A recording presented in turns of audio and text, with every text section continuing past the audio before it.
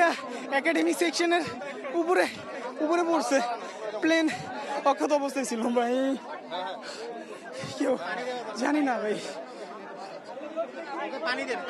আমরা আসলে দেখছি যে প্রত্যক্ষদর্শী একজন ছিলেন, তিনি কিন্তু আসলে এখানে স্বেচ্ছাসেবক হিসেবে কাজ করছেন, কিন্তু তিনি আসলে তীব্র গরমের কারণে কিন্তু এখানে তারাও এখানে অসুস্থ হয়ে পড়ছে।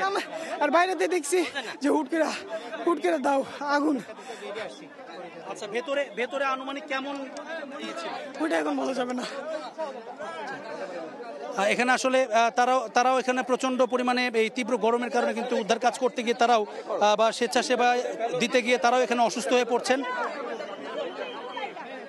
আমরা এখানে যারা অভিভাবকরা এসেছেন তাদের সঙ্গে একটু কথা বলতে চাই। আপনাদের কোনো শিক্ষার্থী এখানে আছে কিনা? হ্যাঁ আছে। মানে কে আছে উনি, মানে তার সঙ্গে কথা হয়েছে কিনা, আপনাদের কি অবস্থায় আছে? না এখনো কথা বলিনি। আয়ান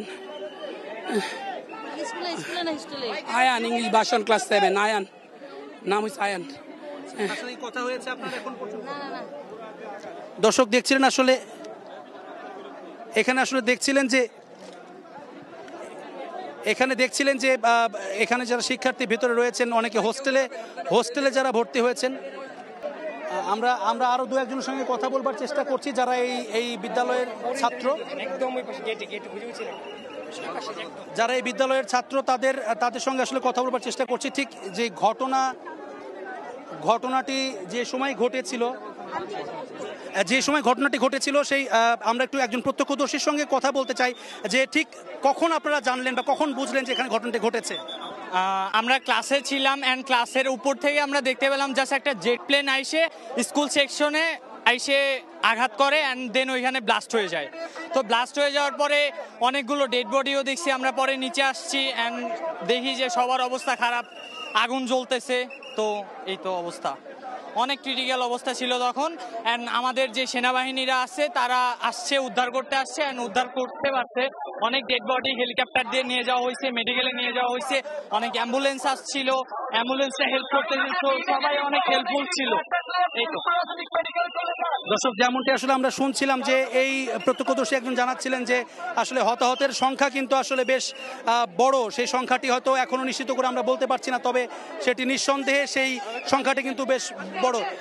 আপনারা সেই সময় কি ক্লাসে ছিলেন? হ্যাঁ, আমরা ক্লাসে ছিলাম, ক্লাসের শেষ সময় ছিল অ্যান্ড আমরা ক্লাস থেকে অনেক বড় একটা বিকট শব্দ শুনি অ্যান্ড শব্দ শোনার পরে আমরা জাস্ট উপর থেকে দেখি যে এমন একটা অবস্থা, জাস্ট জেট প্লেনটা এসে আঘাত হানে অ্যান্ড ব্লাস্ট হয়ে যায়।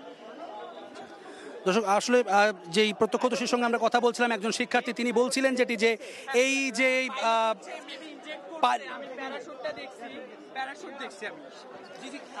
পাইলট যিনি ছিল উনি ইনজেক্ট করছে, কারণ হচ্ছে যে যে জায়গায় বাইক রাখে ওই জায়গার উপরে আমি দেখছি যে গাছের সাথে প্যারাশুট আর কি ঝোলানো আছে। সো এটা বোঝা যায় যে পাইলট ইনজেক্ট করছে। দর্শক, আমরা প্রত্যক্ষদর্শীর বরাতে যেটি জানতে পারলাম এই মুহূর্তে, একটি যেই তথ্যটি এটি একেবারে নতুন, সেটি হচ্ছে একটি প্যারাশুট কিন্তু তিনি দেখতে পেয়েছেন। যেই শিক্ষার্থীরা ক্লাস চলছিল, বিকট শব্দে তিনি যখন বাইরে আসবার পরে দেখেন তিনি যে এই ভবনের সামনে বিমানটিতে আগুন ধরে গেছে এবং সেটি বিস্ফোরণ হয়েছে।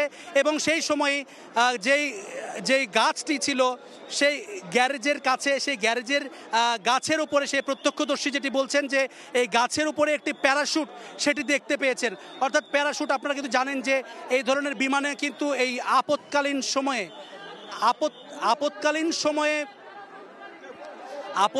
সময়ে কিন্তু আমরা যেটি দেখি যে এই বৈমানিকদেরকে বের হয়ে আসার জন্য সেখানে যে ইজেক্ট বাটনটি থাকে সেটিতে চাপ দিয়ে কিন্তু শেষ মুহূর্তে তিনি বের হওয়ার সুযোগ থাকে তার সিট সহ। এবং এই প্রত্যক্ষদর্শীর বরাতে যেটি বোঝা যাচ্ছে, যেহেতু প্যারাশুট দেখা গেছে, আসলে সেই সম্ভাবনাটি কিন্তু তৈরি হয়েছে। অর্থাৎ আইএসপিআর থেকে যেটি বলা হয়েছে যে এই বৈমানিককে খোঁজ তারা পাননি, আসলে সেই বিষয়টি হয়তো আমরা দ্রুতই জানতে পারবো। তার খোঁজ হয়তো পাওয়া যেতে পারে, তিনি আসলে অক্ষত আছেন কিনা, আহত হয়েছেন কিনা বা তার অবস্থার কি, সেটি হয়তো আমরা দ্রুতই আপনাদেরকে জানাতে পারবো।